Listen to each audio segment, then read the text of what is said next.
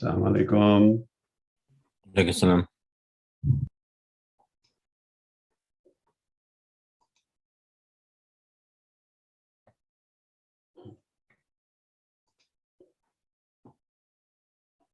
Zahid, can you confirm that you can hear me?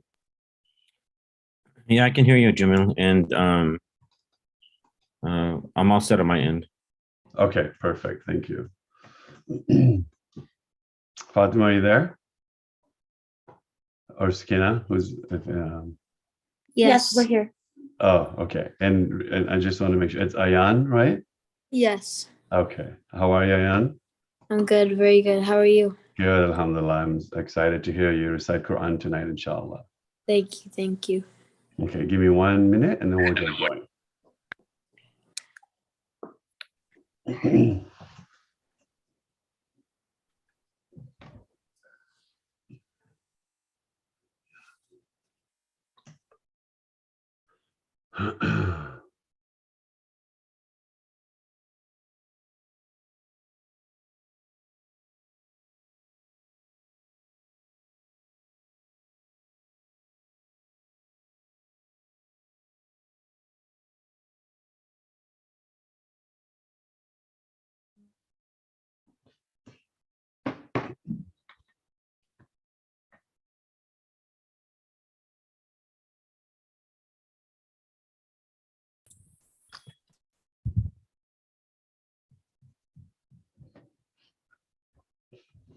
Okay, brothers and sisters, assalamu alaikum.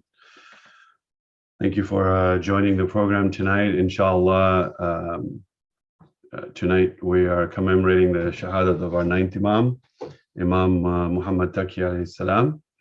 And we'll start the program with a recitation of the Holy Quran from our young brother Ayan Alidina. So Ayan, whenever you're ready, if you can start the recitation, please. Bismillah. Thank you. Bismillahirrahmanirrahim. سبح اسم ربك الأعلى الذي خلق فسوى والذي قدر فهدى والذي أخرج المرعى فجعله غثاء أحوى سنقرئك فلا تنسى إلا ما شاء الله إنه يعلم الجهر وما يخفى ونيسرك لليسرى فذكر إن نفعت الذكرى سيذكر من يخشى ويتجنب الأشقى الذي يصلى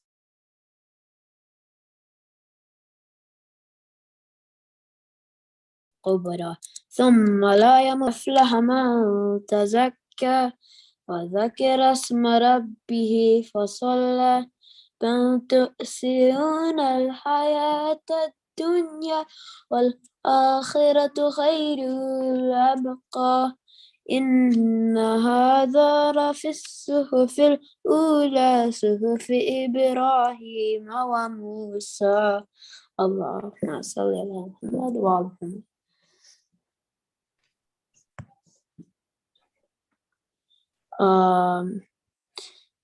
Now I'm going to be doing the translation of the English version. Perfect, thank you. Go ahead. Bismillahirrahmanirrahim. Glorify the name of your Lord, the Most High, who creates, then makes complete, and who makes things according to a measure, then guides them to their goal, and who brings forth herbage, then who makes it dried up, dust-colored. We will make you recite so that you shall not forget, except what Allah pleases. Surely He knows the manifest and is what hidden.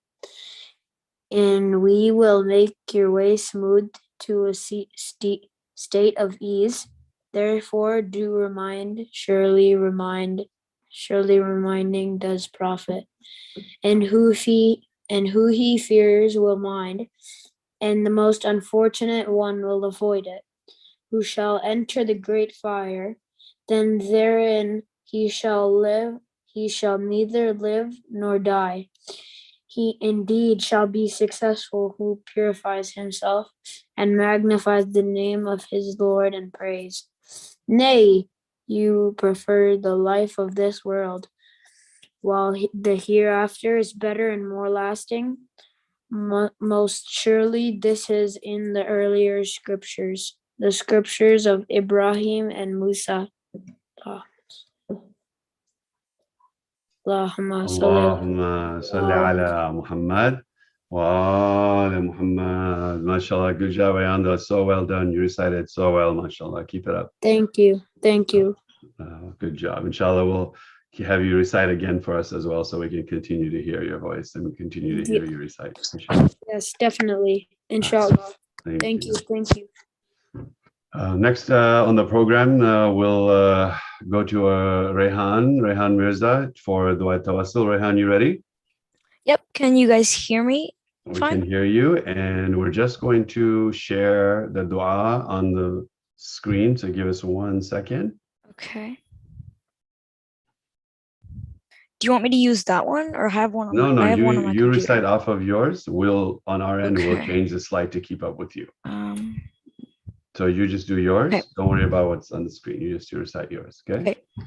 أعوذ بالله من الشيطان الرجيم بسم الله الرحمن الرحيم اللهم صل على محمد وآل محمد اللهم إني أسألك وأتوجه إليك بنبيك نبي الرحمة محمد صلى الله عليه وآله يا أبا القاسم يا رسول الله يا إمام الرحمة يا سيدنا ومولانا إنا توجهنا واستشفعنا وتوسلنا بك إلى الله وقدمناك بين يدي حاجاتنا يا وجيها عند الله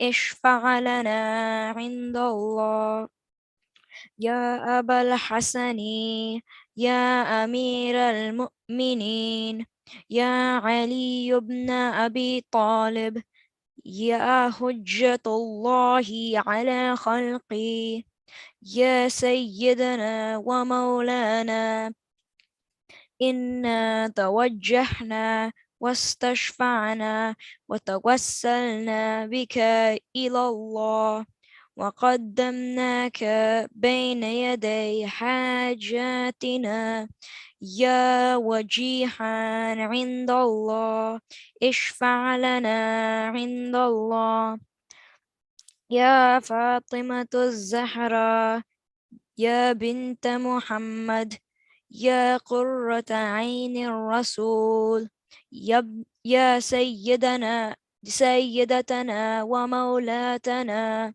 إنا توجهنا واستشفعنا وتوسلنا بك إلى الله وقدمناك بين يدي حاجاتنا يا وجيها عند الله اشفع لنا عند الله يا أبا محمد يا حسين بن علي أيها المجتبى يا ابن رسول الله يا حجة الله على خلقه يا سيدنا ومولانا إنا توجهنا واستشفعنا وتوسلنا بك إلى الله وقدمناك بين يدي حاجاتنا يا وجيها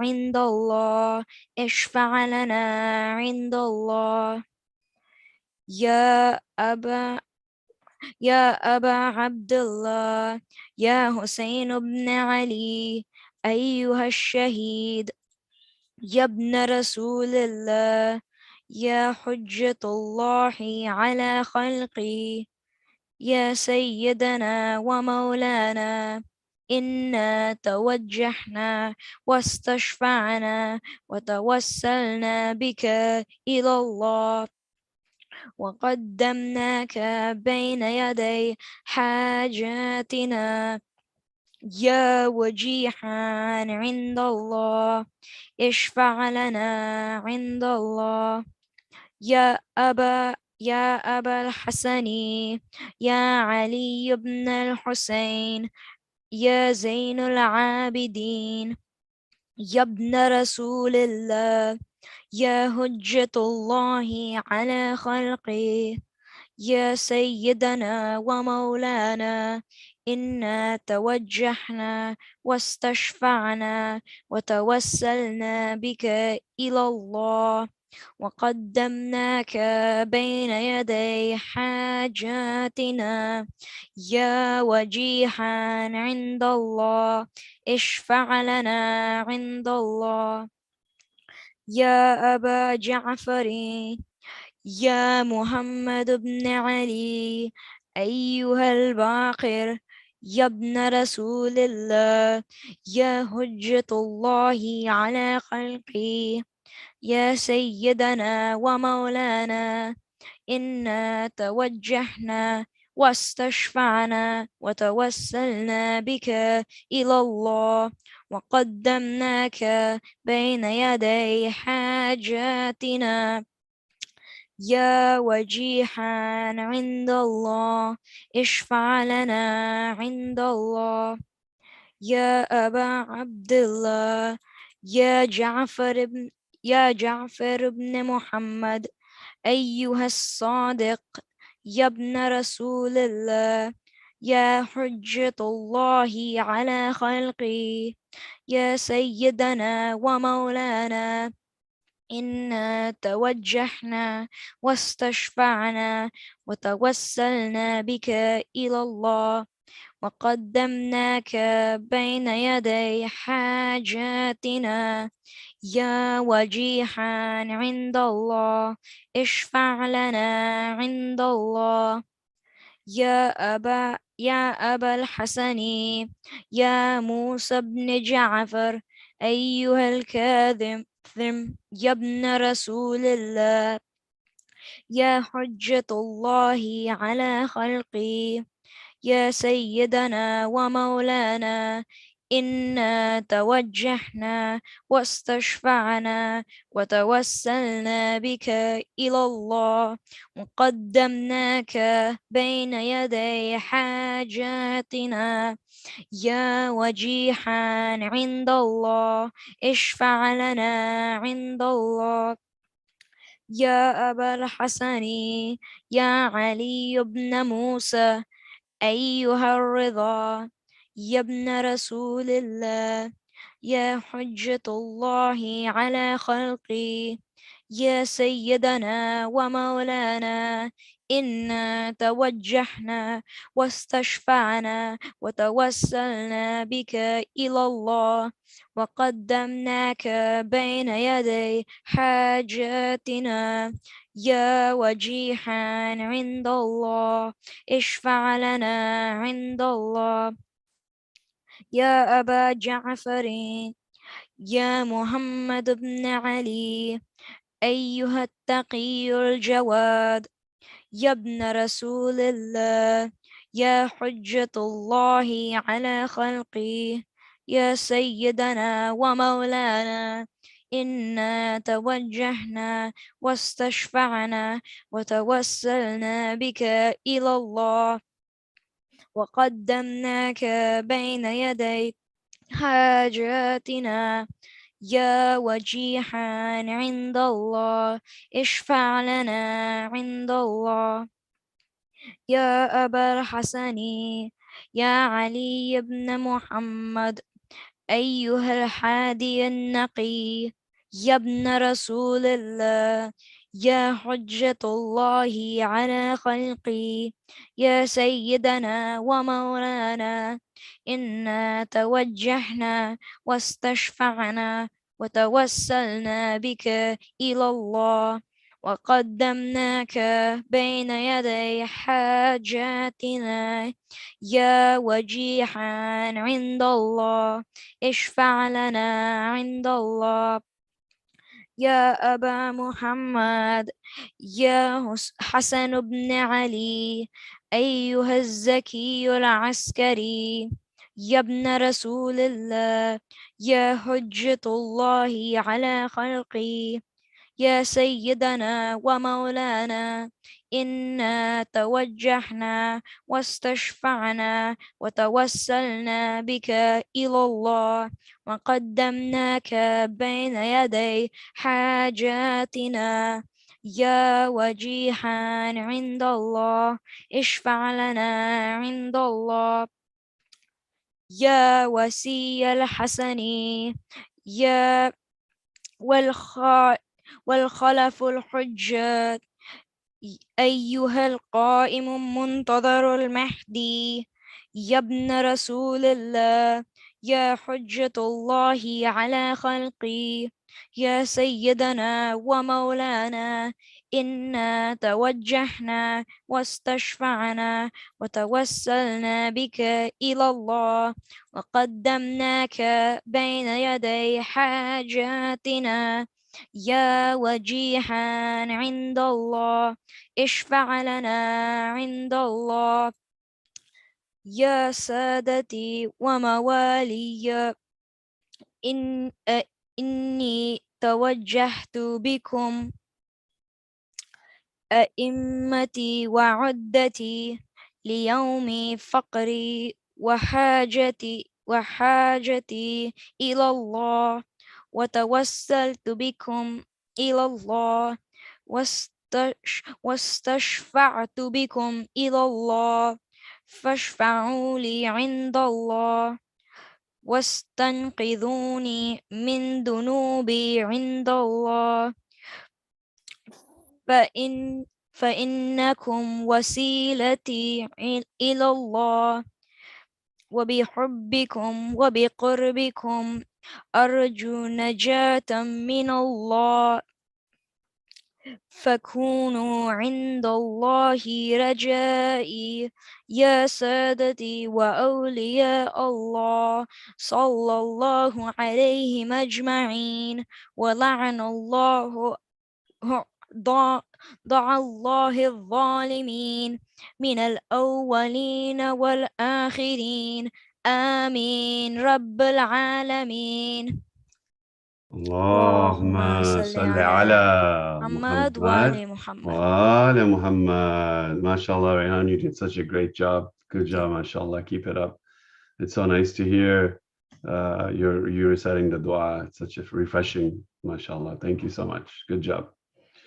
Inshallah, we're going to now, we've been blessed today with two young, beautiful reciters. May Allah bless them and their families for teaching them and continuing to give them that opportunity to learn and recite for us. Inshallah, we'll continue to hear from them soon. We're going to transition into the program for tonight, and we'll move into the majlis for tonight. As I said earlier, if you joined a little bit late, tonight we're meeting to commemorate the shahadat of our ninth Imam, Imam Muhammad Taki alayhi salam, and we will now move into the majlis portion of the program, inshallah. Muhammad wa ali Muhammad, salawat. Allahumma salli ala Muhammad wa ali Muhammad.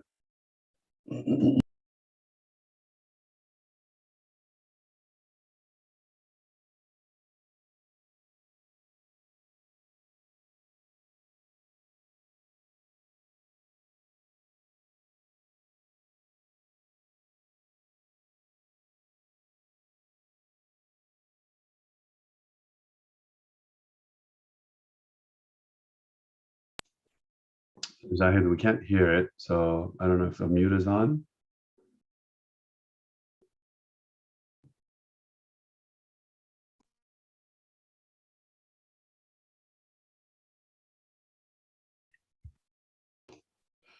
We're just, we'll be at this, majlis actually was recited tonight. So that's why we're just trying to grab it as it's coming hot off the press there at the Saba Center up north in Northern California with Sheikh Salim Yusuf Ali reciting the majlis. So inshallah, we'll give it one more try, and you can probably move it just a little bit forward too, Zaid. Just to make sure. There you go. Bismillah. There you go.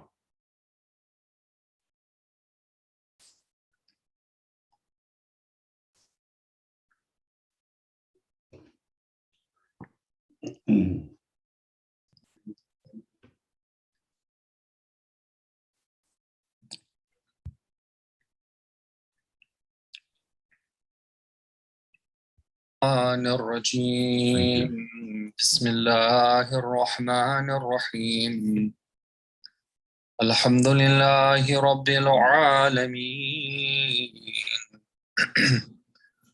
لا حول ولا قوة إلا بالله العلي العظيم والصلاة والسلام على أشرف الأنبياء والمرسلين وخاتم النبيين وسيد المرسلين أبي القاسم محمد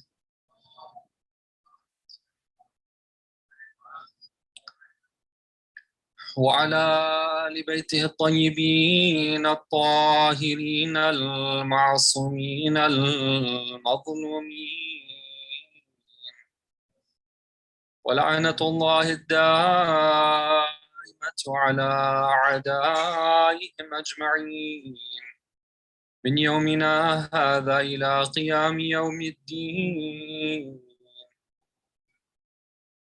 Respected elders, brothers and sisters, my condolences to all of you on the Shahada anniversary of our 9th Imam, Imam Muhammad al-Jawad al-Taki alayhi salam. And special condolences to his great grandson, the Imam of our time, Ajallahu Farjahu Sharif, who definitely on this occasion is in a state of mourning. We give him our condolences. The end of the month of Dhul Qa'dah is the anniversary of the Shahada of this great Imam. And we're blessed to be able to take some time out to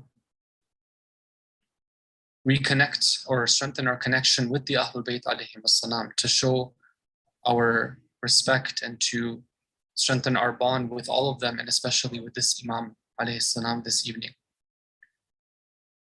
I want to, inshallah, say a few things about the Imam's life, some of the challenges that he faced, and inshallah talk about some of the ways that he approached these challenges that can, inshallah, be beneficial for all of us. The Imam was the first Imam who became an Imam as a child. Traditions say that he was 7 years old. Some say that he was 8 years old. Some say that he was 9 years old. But unanimously, it's accepted that he was just a child when he became the Imam. And this was a difficult thing for many reasons. Number one is that Imam Muhammad al-Jawad alayhi salam becomes an orphan at a young age. His father is martyred. So this is something which is obviously a very difficult trial for any child. But imagine when your father is Imam Ali al-Rida alayhi salam, it makes the trial even more difficult. This is one of the difficulties that he's facing. Now, given that he's the first Imam who is a child, that becomes another challenge. Because this is something that people were not used to. After him, we know that the 10th Imam alayhi salam and the Imam of our time, they both became Imams when they were just at the age of what others would consider to be children. Our 9th Imam alayhi salam was the first of these. So in order to establish this, first he's going to face some resistance. There are going to be people who stand up against him and say that, no, we don't accept this. And the Imam alayhi salam, just like the other Imams, was surrounded by those who were opposed to him and his mission, which is the mission of the Ahlul Bayt alayhi. So the historians say that if we want to look at who were the opposition to the Imam alayhi salam, there was actually 4 different groups. One of them was the Bani Abbas, the Abbasid rulers, who knew that in just the same way that Imam Rida alayhi salam had found a place in the heart of so many people, they knew that his son alayhi salam, there was a good possibility that he too would find a place in the hearts of many people, which he did. That was one group of enemies. The second group of enemies were those people who had issues with imama as a whole, meaning the concept of accepting an imam and submitting to that imam and acknowledging the imam as the leader. There was people who had issues with that. For example, one of the main movements was called the Waqifiyya. The Waqifiyya were people who did waqf. Waqf means to stop. What did they do? They stopped after the 7th Imam alayhi salam. They said after the 7th Imam, there was no other Imam. And some of them did that because they had collected a large amount of money that was actually due to the Imam. When the Imam passed away, they were tested and they failed the test, and they said that this money is going to be ours. We're not going to pass it along to Imam Rida alayhi salam. So this was a group that the Imam alayhi salam was facing. But other than these two, there was 2 others, which makes the Imam's struggle very unique. The third group that the Imam alayhi salam faced challenges from were people who called themselves his followers. They were Shias, but they were Shias who had not strengthened their intellectual power. Their ability to use their aql, their power of intellect, was limited. And so they would look at things very superficially. And I'll give you an example of that in just a bit right now. Now, in some cases, when you have followers, but those followers are the ones who are dragging you back, that can be sometimes more difficult than not having those followers. And we saw that at the time of Amir al-Mu'mineen alayhi salam, the time of other Imams. So Imam Jawad alayhi salam, he faced this as well. And then the 4th group of people who he faced opposition from were actually people from within his own family. Because there were those who felt that, because of their age, because of their status, they said that how could it be the case that someone who's just at the age of a child, that person could become the Imam? So we see soon after the Imam alayhi salam becomes the Imam, we see that there's a group of fuqaha, of jurists from all around. They had heard that, that Imam Rida alayhi salam has a successor, Imam Jawad. So they want to go and they want to test him out. They want to see how he is. So they are going for Hajj, and they all assemble in Medina to be able to test the Imam alayhi salam. And this is an incident that's reported in numerous books of hadith. So what happens is that they gather together in the home that used to belong to Imam as-Sadiq alayhi salam, our 6th Imam. And before Imam Jawad alayhi salam comes out to be able to address them and establish that he's the Imam, Abdullah ibn Musa alayhi salam comes out. Now who's Abdullah? Abdullah is the son of Imam Musa al-Kadhim alayhi salam. So he's the uncle of Imam Muhammad al-Jawad. He's obviously elder to Imam Jawad. And he's one of these people who fell into the 4th category of those who were standing in opposition to the Imam alayhi salam. He felt that, because of his age, because of his seniority, whatever it may be the case, he should be the one who's recognized as the representative from the family of our Prophet. So these jurists who have gathered there, they begin to ask Abdullah ibn Musa questions, and the Shias were listening to this. And what happens is that Abdullah ibn Musa, he is not connected to the divine source of knowledge. He's a learned person, but his knowledge is ordinary knowledge. It's book knowledge that he's acquired. And soon enough, he begins to falter. And the Shias who are there, who had learned their teachings from, from Imam Rida alayhi salam, from Imam Musa al-Kadhim alayhi salam, they begin to cringe. They say that this person is answering the questions wrongly. Now, a group among them, as we said, were those who had not perfected their intellect. These are among the Shias. Just before this incident, they had gathered together to mourn the martyrdom of Imam Rida alayhi salam. And it's very interesting. Amongst them, there's somebody who stands up and he says that, you know, the Imam alayhi salam, he is the Imam, but because he's so young, who are we going to choose as his guardian or his representative until he's old enough to take care of the affairs? And this is from among those people who were considered among the Shias of the time. So immediately, Rayyan ibn Salt, he stands up and he's very angry. And he addresses these Shias and he says that, how dare you say something like that? With these words of yours, I question the level of Iman that you have. It seems that you have been plagued with shak and shirk, meaning that you've now become affected with doubt and you're associating with God. But why is he accusing you of being a mushrik, right? Like, you have to look at his words. His words are very precise, right? They're very accurate. And he says something very interesting. He says that if Allah were to appoint a baby who is 1 day old as the Imam, then that Imam compared to a man who has lived 100 years old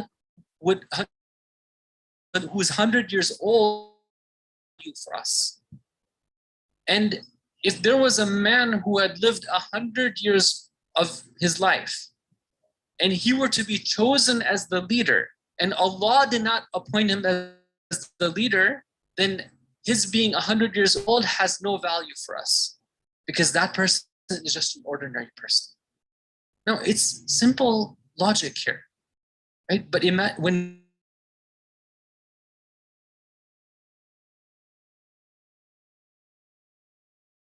what's wrong?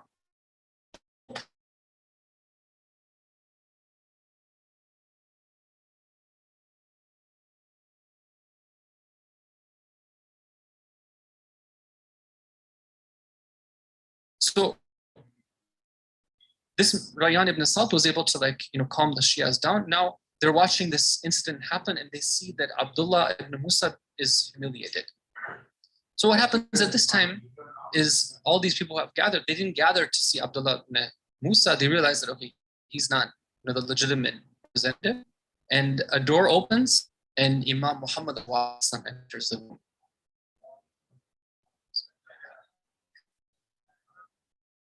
Now, it's very interesting that all these jurists, all these famous scholars, you can imagine, put your picture in your mind, all these, let's say, men who have long beards, who have been studying their whole lives, something about the presence of the Imam alayhi salam spurs them to stand up out of respect for him. They realize that this is not an ordinary child who's entering the room. And then they begin to ask their questions. And one after the other, the Imam alayhi salam correctly responds. And soon enough, they become convinced that indeed this is the one who is the representative and the successor of Imam Rida alayhi salam. There's one man who's there who had come, he witnesses all this. He had 10 questions of his own. And he said that I had come to ask the questions, but I had also come with a request. I had a haja. I wanted something from the Imam. He said that, for a long time, I've been trying to have, I was asking Allah for a child. My desire was to have a son. So I was going to go to the Imam with the questions and also ask him to pray for me so that Allah could grant me a son. And he says that when I came to the Imam, before I even gave him the questions, before I even asked him to make that dua, he looks at me and he tells me that when Allah grants you a son, then you can name him Ahmad. So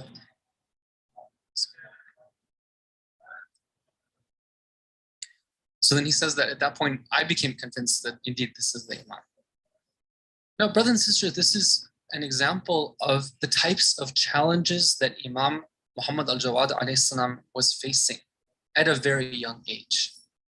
And we can see here that the Imam alayhi salam, when he's put into this challenge, he responds to it by turning it into an opportunity. is an opportunity for guidance. In this, we see that he was able to, those Shias who were, let's say, simple-minded and they hadn't sharpened their intellect, those people who didn't have a correct understanding of the imama, through his knowledge, through his dealing with them, he was able to now turn them to his favor.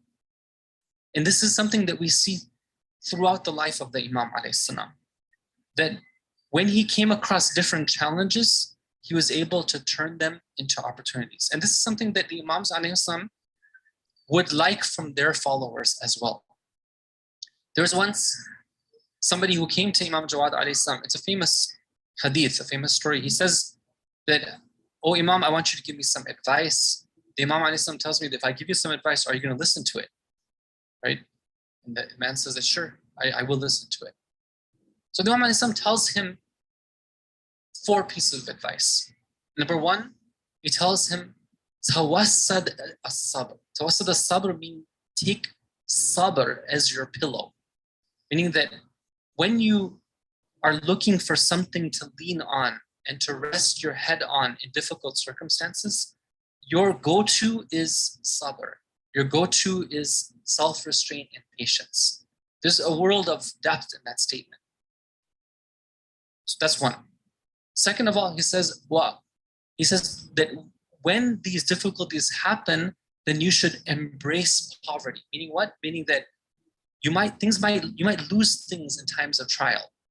Right? Like when we're tried with something, usually something's taken away from us. Either it's some money or some, ease, right? Or let's say some help that we had, or maybe a family member is taken away from us. There's something that we used to have that now taken away from us. So Imam tells us to embrace that.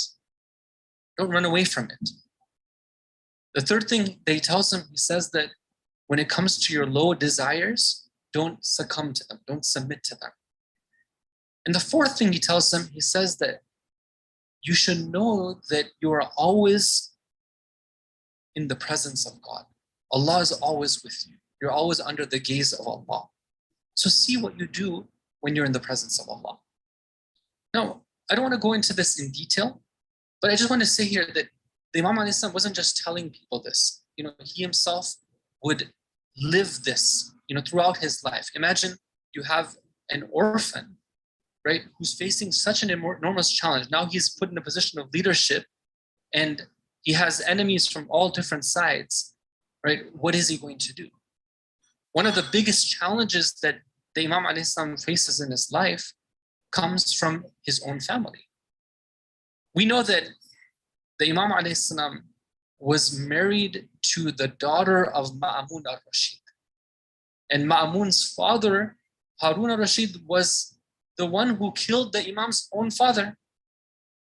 And why? Why would the Imam agree to marry the daughter of his father's killer?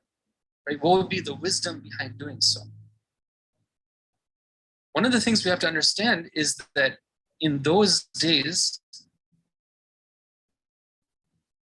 it wasn't just an easy thing to say no, right? These days, mashallah, people are like, oh, well, I wanted their hair part on this side, not on this side. So, okay, I'll say no.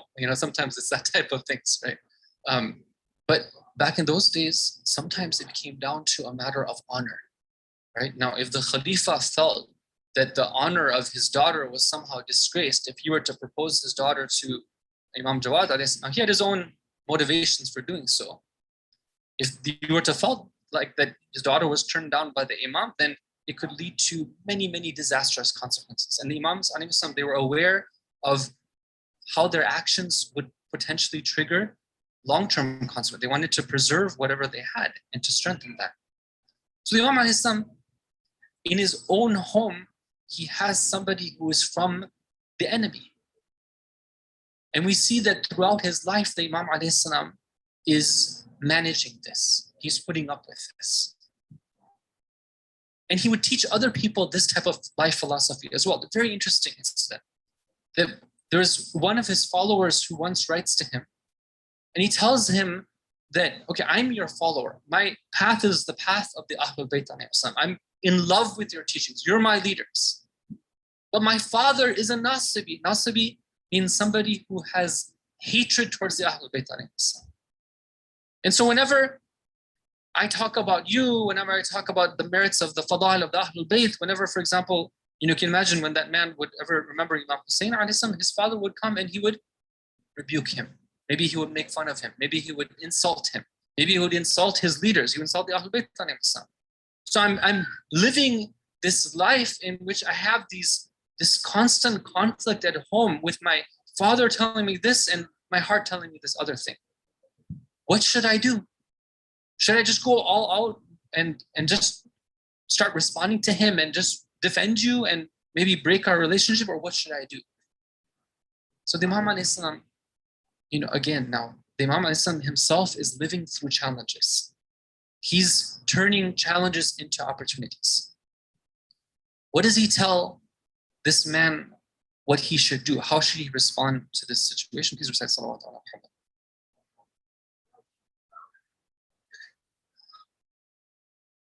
First of all, he tells him that, look, your path forward is not to respond directly to your father and just challenge him on everything, but rather you should make use of a technique which is known as mudara. Mudara in Arabic roughly means when you deal with somebody in a gentle and tolerant way.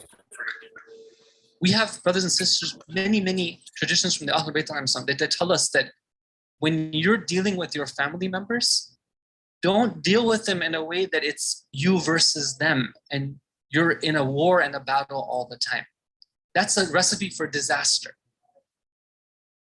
If you're getting angry, if you're shouting, if you are insulting, if you are trying to poke holes in what they do, if you're trying to, like, let's say, so you're saving things to come and, get back to them when you're angry, and all these techniques, it's a failure, recipe for failure. There's another approach, which is the approach where you do things tactfully. You think about the long term.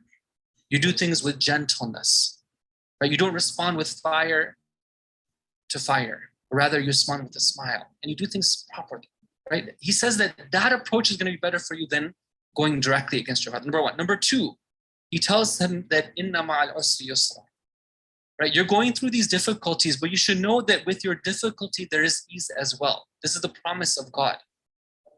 Don't think that everything is bleak and it's just, like there's no hope anymore. Sometimes, we find when we're talking with people who are struggling with life challenges, maybe they're struggling with their marriage, or they're struggling with their parents, or they're struggling with their children. Right? Sometimes they say that, like, there's no hope. It's just completely, everything's just bleak, right? I just want to toss in the towel and just call it quits. Okay, well, remember, inna ma'al usri yusra. Right? Can't you see that throughout these challenges, Allah is extending His hand to you and He's telling you, come to me? If you take the high road, you are achieving the purpose of what you came here for, which is to be tested and challenged and to make the right choices. What more could you ask for than to be put in this arena where now at home you're being challenged? Right? This is an amazing opportunity. Why don't you see it that way instead of looking at everything like bleak?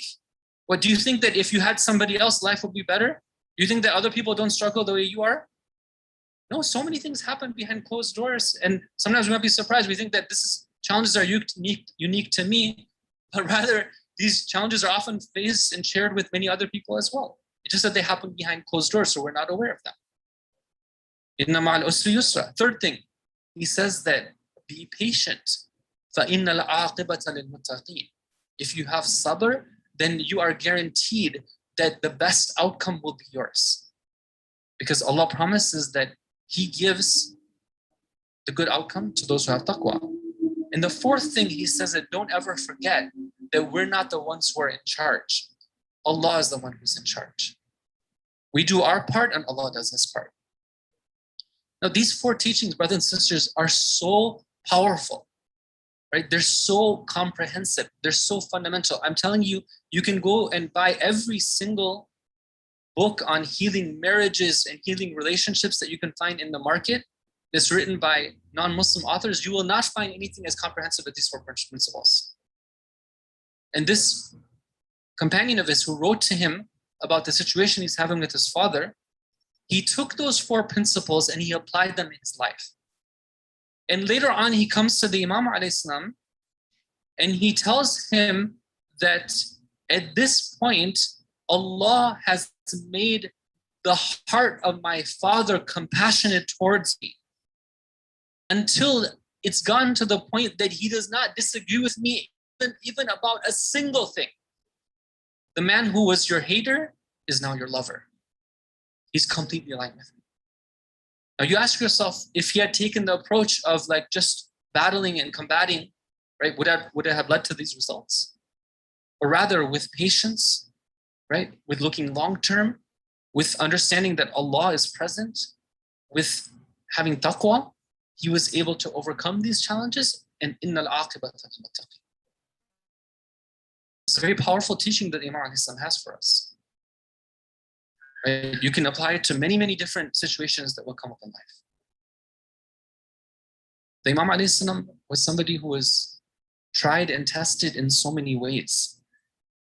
Sometimes people are tried when it comes to family. Sometimes they're tried when it comes to their possessions, their wealth. Right? In one incident, we're told that the Imam was summoned to Baghdad. This was during the time where his father-in-law was still alive, Ma'mun al-Rashid. And there was somebody who came to him and he saw that he's basically living the life of a prince, right? Because after all, it's the Khalifa and then his daughter, so here's the son-in-law, and he's very well set up, right? So he thinks to himself, and he says that, the Imam he's never going to go back to Medina and that simple life that he had here. Now that he has this, right, he's definitely left that thing behind. And the Imam he understands what that man is thinking. And he tells him something very beautiful. He tells him that, look at a simple piece of barley bread in the haram of my grandfather is more beloved to me than all of this right here. Don't think that somehow I've changed because I'm happen to be in this thing right here. Right? These things are not going to be things which take me away from my path of servitude to God. My purpose is my purpose. These things don't tempt me. And sure enough, we know that the Imam he spent a little bit of time in Baghdad when Ma'mun was in charge, but then he went back to Medina. And it was only some years later, towards the end of his life, that Al-Mu'tasim Billah, then he was the one who summoned him, and that's when he was martyred. So brothers and sisters, the point I wanted to convey today about the life of Imam Jawad alayhi salam is that here we have a very beautiful example of an Imam alayhi salam who's a young person, a youth, facing challenge after challenge, family challenges, jealousy, hatred, being in a position of leadership, being tested with wealth, challenges within his home, challenges outside his home. He has people coming to him for advice. And in all of these, he takes a path where he's able to turn these challenges into opportunities for growth. And he shares with us his secret as well too. How has he approached this? These are things which inshallah we can learn from and apply in our lives.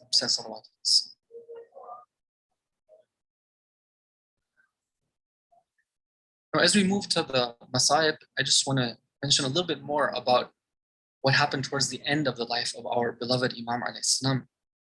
As I mentioned, that his wife was none other than the daughter of the former Khalifa. And we're told that actually, despite whatever upbringing she had, whatever influences her father had, she, just like so many other people, was very much attracted to Imam Jawad alayhi salam and his personality. She appreciated who this great person was. She lived with him. She saw this on a daily basis. It wasn't the case that she was filled with just bitter hatred towards him. But what was her downfall? Everyone's tested in their own ways. Allah chose to not give her a child from Imam Jawad alayhi salam.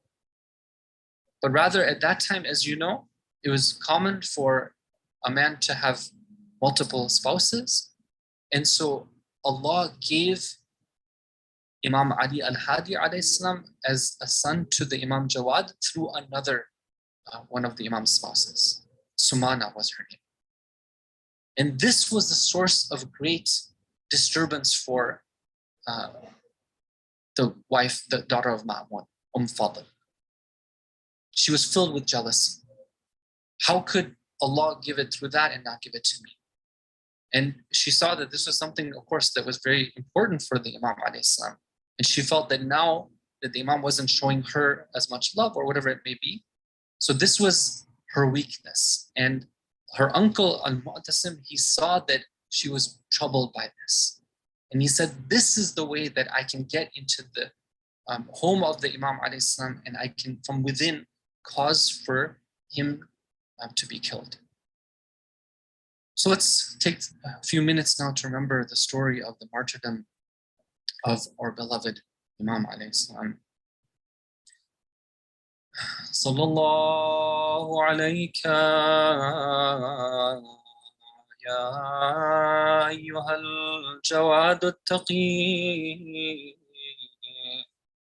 ya ibn Rasulillah ya Sayyidana wa Maulana. There's one incident, brothers and sisters, that when the Imam was just 4 years old, there was a man who came to his father, Imam Rida alayhi salam. He says that I have this great pain in my eyes. What can you do for me? The Imam alayhi salam says that, come, let us go to my 4-year-old son and see how he can help you. And they go to Imam Jawad alayhi salam, who's just 4 years old. And the Imam takes his blessed hand and he wipes the face of this man. And that pain, which was so troubling him, it goes away. On this night, brothers and sisters, we might have some pain, some hajat, some disturbances, some difficulties, and we need some help. And Allah Ta'ala has given us this help in the form of this Ahlul Bayt, of this great family. Ya Sayyidana wa Maulana inna tawajjahna wastashfa'na وتوسلنا بك إلى الله وقدمناك بين يدي حاجاتنا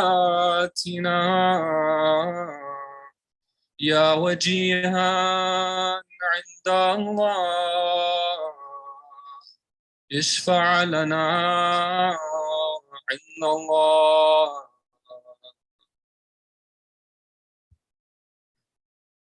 It was a night like this many years ago that the Imam alayhi salam had been summoned to Baghdad. He was alone in his home with his own wife. She has some grapes with her. She wants to feed them to the Imam.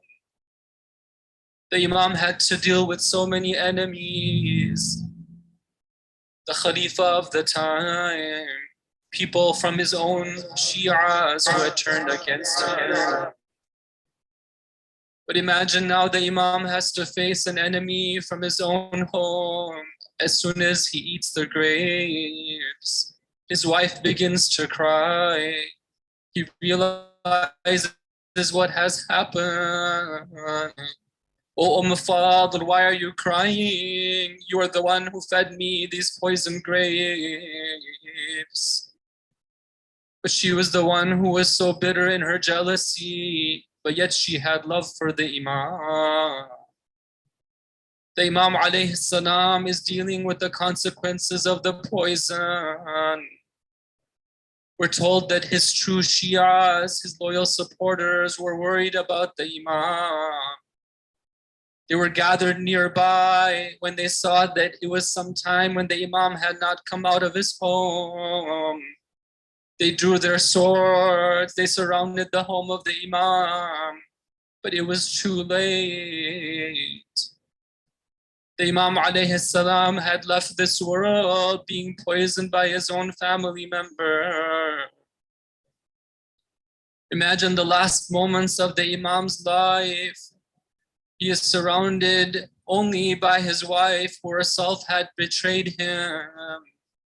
We know that in the last moments of one's life, we would like to have our beloved ones around us. We know that our Prophet, peace be upon him and his family, in his last moments, he had gathered around him Fatima Zahra, Amir al-Mu'mineen, Imam Hassan and Imam Hussein. We know that Imam Ali alayhi salam, in the last moments of his life, he had gathered around him Zainab alayhi salam, Imam Hassan and Imam Hussein. They were with him until the last moment he breathed in this world. But there are few cases of individuals like Imam Rida alayhi salam and Imam Jawad, who had no or very little supporters around them when they left this world. But let us take a moment to remember the one who was truly ghareeb, the one who truly was left without any supporters. Sallallahu alayka ya Aba Abdullah. لا يومك يومك يا أبا عبد الله. The Imam alayhi salam is on the battlefield in Karbala. He looks to the left, he looks to the right.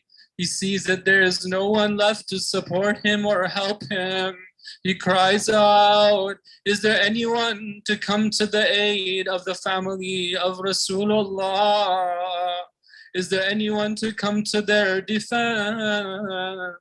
But there is no one to respond, only the cry of a baby.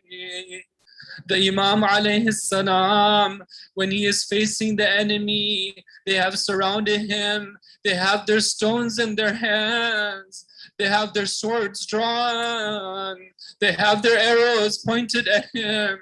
Who is there to be with him from his family at this time? There's only one lady who comes out. She is crying, Ama fikum Muslim. Is there no Muslim amongst you to come to the aid of my brother? But Imam Hussein alayhi salam does not want to die and leave this world when his sister is watching. He tells her, please go back to the tents before they do what they are going to do to me.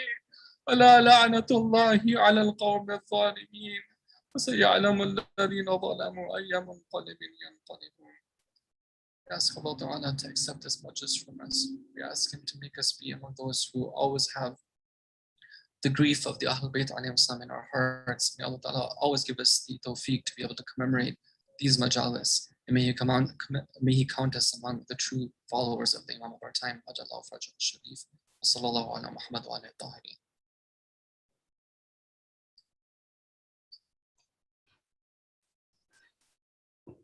Ya Hussein. Ya Hussein. Ya Hussein. Ya Hussein. Ya Hussein. Uncle Amin, Bismillah.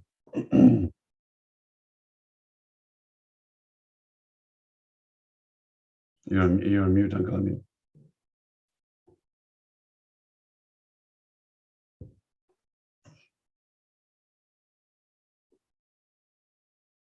Uncle Amin, you're on mute. Sorry, you're on mute.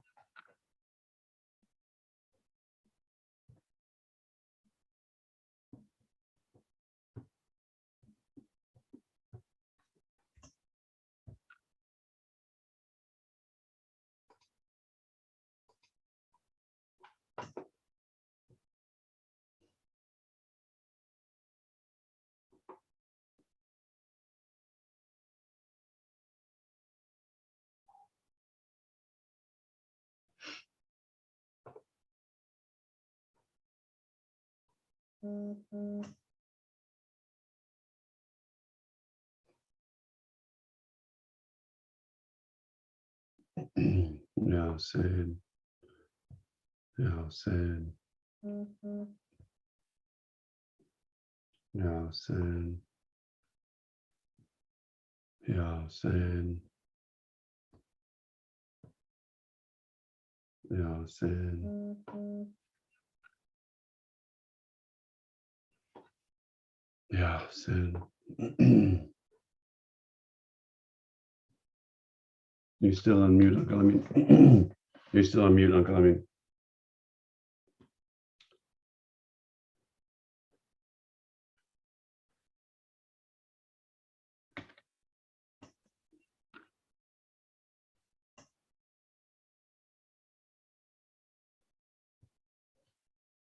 Yasin.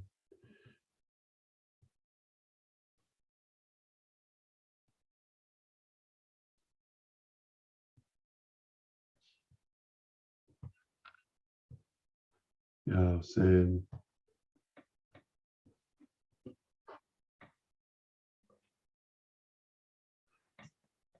Uncle Amin, sorry, I'll try to just find something to start with, and then inshallah, if you can unmute, then please let me know. Or there you go. Are you able to try?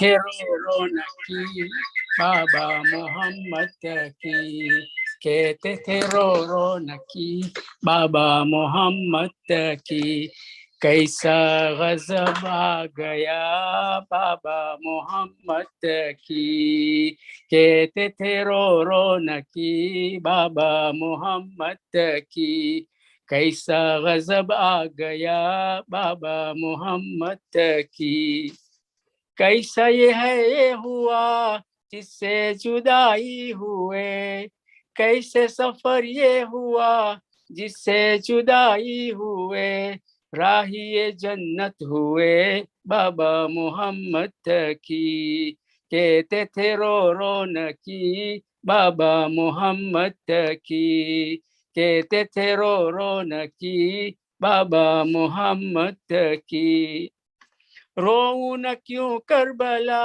तुमसे जुदाई हुए रोऊं न क्यों Karbala तुमसे जुदाई हुए मैं आ गया बाबा मोहम्मद की कहते थे रो नकी बाबा मोहम्मद की कहते थे रो नकी बाबा मोहम्मद की रोया करूंगी सदा अब तक है ये जिंदगी रोया करूंगी सदा जब तक है ये जिंदगी हो गई कयामत बपा बाबा मोहम्मद की कहते थे रो नकी बाबा मोहम्मद की कहते थे रो नकी बाबा मोहम्मद की कैसा गजब आ गया बाबा मोहम्मद की क्या करूं बाबा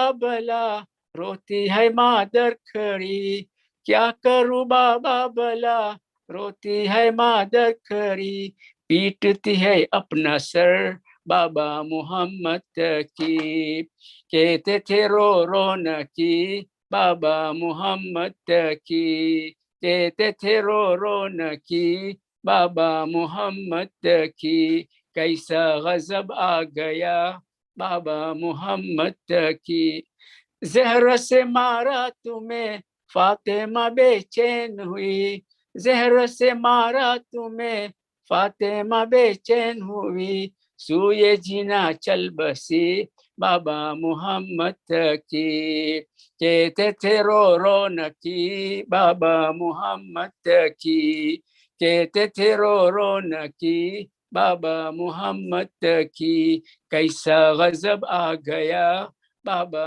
मोहम्मद की रहमुल्लाह मनाद अल-फातिहा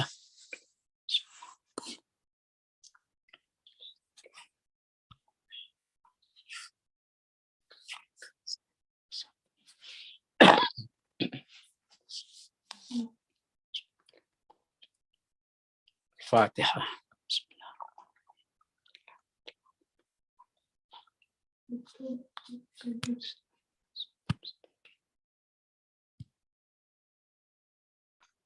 Allahumma salli ala Muhammad wa ala Muhammad ahsan. Thank you, Uncle Amin, and thank you for helping solve that technical difficulty. So thank you. Inshallah, that brings us to the end of our program. We have Ziyarat coming up next. But before we end, a couple of quick announcements. Our next program will be on Friday, July 8th. Also depends on the sighting of the moon. We'll find out by tomorrow night, or we'll find out by tomorrow night whether the moon was sighted, or if not, then it'll be the following night. And so we'll adjust the calendar accordingly. And that'll also determine, obviously, if Eid is on Saturday or Sunday. So we'll keep everybody posted. There is, based on the moonsighting.com website, there is a high possibility that the moon does get sighted tomorrow in the US. There is a good possibility, it says. So we'll keep everybody posted to see if that occurs. And if not, then we'll update the program and we'll send it out. That program, though, it'll be to commemorate the Wafat of our fifth Imam, Imam Muhammad Baqir alayhi salam, as well as the Shahadat of Hazrat Muslim alayhi salam. And on that particular program, we have a live speaker on YouTube. So the program is completely virtual and online, but we'll have a live speaker, and the speaker will be Sheikh Amel Unia. And Sheikh Amel is the same speaker that we were going to have for the first 12 nights of Muharram. So it will be very nice if we can all join in and participate in that program for those wafats. So we can also get an introduction to Sheikh Amel in advance of Muharram, so we all recognize him when he's here, inshallah. So I'll urge all of us to participate in that program. If anybody would be interested in reciting Quran or Dua or Hadith Qissa or Ziyarat or Matam, please contact me, and including on the ladies' side, if one of the young sisters would like to recite, please let me know as well. Before we end, we've have a few community members that are not well and they need our dua. The ones that come to mind immediately are Sister Fazilat Dala and Brother Murtaza Haji, who are both in need of our duas, as well as I know others that I may have missed that I'll ask Allah to also include them in this dua. So before we end, if we can all together recite Dua Shifa Ma Yujibu 5 times. Allahumma salli ala Muhammad wa ala Muhammad. Bismillahir Rahmanir Rahim. Amma yujibul mustarra idha da'ahu wa yakshifu as-su. Amma yujibul mustarra idha da'ahu wa yakshifu as-su. Amma yujibul mustarra idha da'ahu wa yakshifu as-su. أما يجيب المضطر إذا دعاه ويكشف السوء أما يجيب المضطر إذا دعاه ويكشف السوء اللهم صل على محمد وآل محمد وعجل فرجهم. We will continue to send out the program emails, and at the bottom of the program email we have the program outlook for the next several weeks. Please do continue to look at that as we do make some adjustments and changes as things and the dates, etc., get updated. So please take a look at that. With that, I'll invite Abbas Ali, if you're there, to lead us into Ziyarat, please. Bismillah. Allahumma salli ala Muhammad wa ali Muhammad. Bismillahir Rahmanir Rahim. Assalamu alayka ya Rasulullah. Assalamu alayka ya Bibi Khadijatul Kubra. Assalamu alayka ya Amir al-Mu'mineen wa ibn Sayyid al-Wasiyyin. Assalamu alayka Bibi Fatima al-Zahra, Sayyidat al-Nisa al-Alameen. Assalamu alayka ya Imam al-Hasan al-Mujtaba ya ibn Rasulullah. Assalamu alayka ya Aba Abdullah. وللأرواح التي هلت بفنائك عليكم مني جميعا سلام الله أبدا ما بقيت وبقي الليل والنهار ولا جعله الله آخر أحد مني لزيارتكم. السلام على الحسين وعلى علي بن الحسين وعلى أولاد الحسين وعلى أصحاب الحسين. السلام عليك بيبي زينب وبيبي أم كلثوم وبيبي سكينة. السلام عليك يا أبو الفضل العباس ابن أمير المؤمنين Assalamu alaikum ya shuhada'i Karbala wa sirani Karbala wa rahmatullahi wa barakatuh. Assalamu alaikum ya Imam Ali ibn al-Hussein, Zain al-Abidin, wa Muhammad ibn Ali al-Baqir, wa Ja'far ibn Muhammad al-Sadiq, wa Musa ibn Ja'far al-Qadim, wa Ali ibn Musa al-Rida, ya Gharib al-Ghuraba. Assalamu alaikum Sultan Abu al-Hasan, ya Ali ibn Musa al-Raza. Assalamu alaikum bi Fatima Masuma, rahmatullahi wa barakatuh. Ziyarat Imam Muhammad Taki al-Jawad. Assalamu alayka ya wali Allah. Assalamu alayka ya hujjat Allah. Assalamu alayka ya nurullah fi dhulumat al-ard. Assalamu alayka ya ibn Rasulillah. Assalamu alayka wa ala abaik. Assalamu alayka wa ala abnaik. Assalamu alayka wa ala awliyaik. أشهد أنك قد أقمت الصلاة وأعطيت الزكاة وأمرت بالمعروف ونهيت عن المنكر وتلوت الكتاب حق تلاوته وجاهدت في الله حق جهاده وصبرت على أضعاف جنبه حتى أتاك اليقين أتيتك الظائرة عارفا بحقك مواليا أوليائك معاديا لا أعدائك فاشف لي عند ربك. السلام عليكم يا إمام محمد التقي الجواد وعلي بن محمد هاد النكي وحسن بن علي الزكي العسكري. السلام عليكم يا إمام محمد بن الحسن المهدي الصاحب السر والزمان. الأمان الأمان الأمان. السلام عليكم يا شريك القرآن خليفة الرحمن كعبة الإيمان ومن سوى الجان. أجل الله تعالى فرجا وسهل الله مخرجا وزهورا. السلام عليكم أهل بيت النبوة ومعدن الرسالة جميعا رحمة الله وبركاته. اللهم صل على محمد وعلى محمد. Allahumma salli ala Muhammad wa ala Muhammad. Thank you, Vasily. Rumi, are you there? Yes. Okay. Go ahead. Bismillahirrahmanirrahim. Allahumma kulli waliyuka hujjat ibn al-Hasan salawatuka alayhi wa ala abari fi hadhi issa wa fi kulli sa waliyan wa hafizan wa qaidan wa nasiran wa dalilan wa aina hatta tuskinahu arzaqatahu وتمتيه فيها طويلة برحمتك يا أرحم الراحمين. Allahumma salli ala Muhammad wa ala Muhammad wa ajil farajam. Good job, Rumi. Thank you. With that, we'll come to the end of our program. Inshallah, we'll be in touch about the next program and about the sighting of the moon, inshallah. Assalamu alaikum wa rahmatullahi wa barakatuh.